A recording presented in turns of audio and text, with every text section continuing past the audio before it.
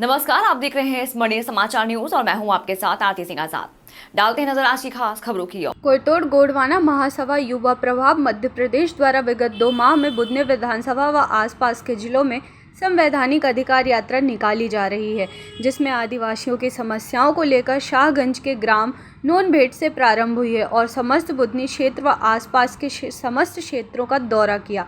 आपको बता दें कि हमने देखा आज भी आदिवासी समाज मूलभूत सुविधाओं से वंचित है, जैसे ज़मीनों पर कब्जा, ज़मीन के पट्टे, आदिवासी ज़मीनों पर अवैध रजिस्ट्री और कई समस्याएं।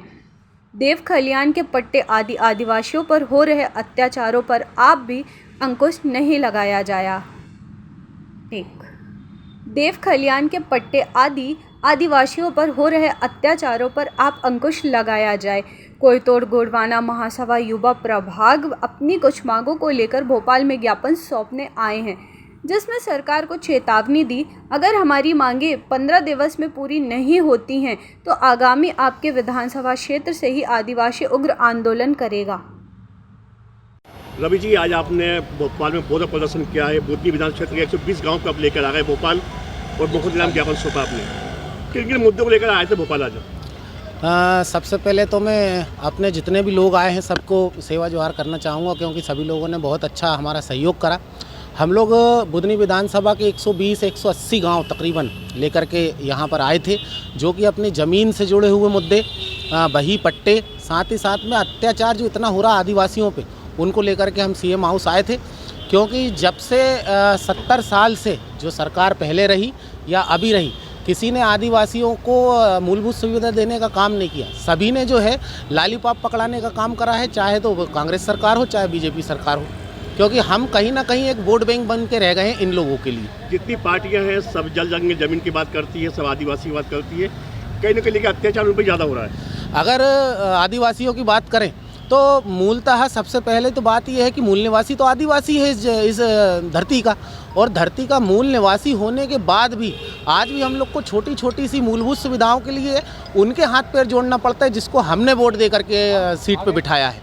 तो कहीं ना कहीं आदिवासियों पे अत्याचार बहुत ज़्यादा बढ़ चुका है। अभी जितने राजनीतिक दल हैं पूरे देश में, मध्य प्रदेश में, सब ने आदिवासियों के लिए ही एक वोट बैंक का काम कर रहे हैं। लेकिन जब समाज की बात आती है, समाज के विकास की बात आती है, तो सारी पार्टियां खामोश क्यों हो जाती हैं?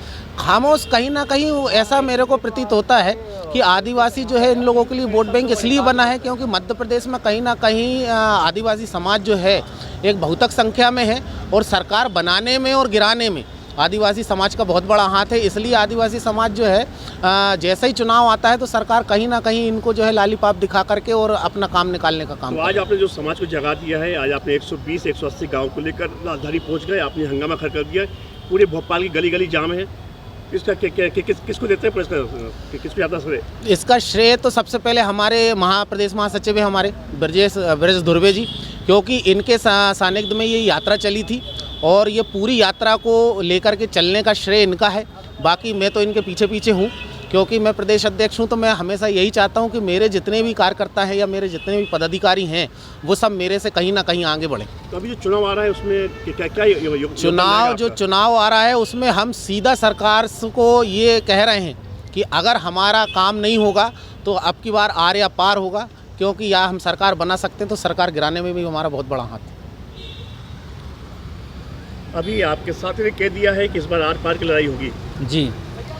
जी, जैसा कि संवैधानिक अधिकार यात्रा बुधनी विधानसभा में लगातार 2 महीने से चल रही थी, इस यात्रा के दौरान हमने विधानसभा की स्थिति को मुख्यमंत्री के पास लाने की कोशिश की है, और जिस स्थिति को हम लोगों ने लेकर आए हैं वो स्थिति मामूली नहीं है।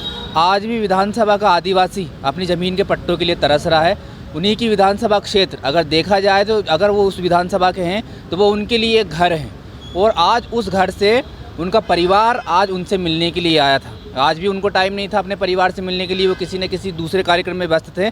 लेकिन हमने जो हमारा ज्ञापन आज सौंप कर आए हैं उनके अधिकारियों को, उसमें ये अल्टीमेटम दिया है, ज्ञापन दिया है कि 15 दिन के अंदर अगर ये तमाम प्रकार की ये जो हम लोगों ने समस्या लेकर आए हैं, ज़मीन पर कब्जा, आवास का कब्जा, भोजपुर की मांग, गिन्नौरगढ़ की मांग, 15 दिन के अंदर अगर इस पर किसी प्रकार की कार्रवाई नहीं होती है तो उन्हीं की विधानसभा के अंदर 15 दिन के बाद माली माया रेहटी के अंदर जन आक्रोश सहित आंदोलन होगा, जिसमें मजबूर किया जाएगा मुख्यमंत्री जी को उन्हीं की विधानसभा में आने के लिए। फिलहाल इतना ही। खबरें भी और भी हैं, बने रहे हमारे साथ और देखते रहें स्मरणीय समाचार न्यूज। नमस्कार।